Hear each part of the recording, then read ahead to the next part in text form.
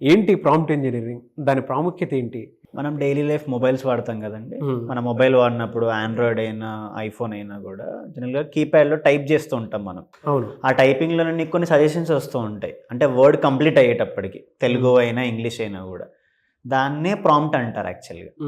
కానీ last 4, 5 years నుంచి మీరే అన్నారు ఇందాక చాట్ జీపీటీ అనేది. అంటే చదువుకున్న వాడికైనా, చదువుకోని వాడికైనా కూడా చాట్ జీపీటీ అంటే తెలుసు ఇప్పుడు. తెలుసు. జస్ట్ అది ఇన్‌స్టాల్ చేసుకొని లేదా గూగుల్‌లోకెళ్ళి చాట్ జీపీటీ అని టైప్ చేసి వాడికి కావాల్సింది ఇస్తాడు, రిజల్ట్ వస్తది. కానీ ప్రాంప్ట్ ఏంటి?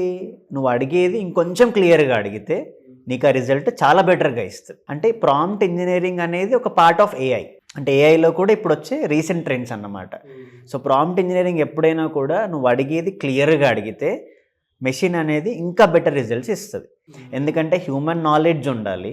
హ్యూమన్ నాలెడ్జ్‌తో పాటు ఇలాంటి ఏఐ టూల్స్ యూజ్ చేయాలి.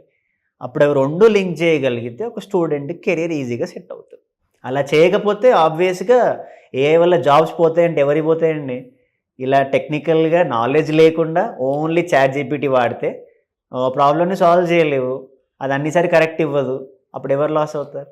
మనమే. సో ఆబ్వియస్‌గా హ్యూమన్ నాలెడ్జ్ ఉండాలి. ఇలా చాట్ జీపీటీ కూడా యూజ్ చేయాలి. అవి 2 యూజ్ చేయగలిగితేనే ఇండస్ట్రీ పెరుగుతూ ఉంటుంది.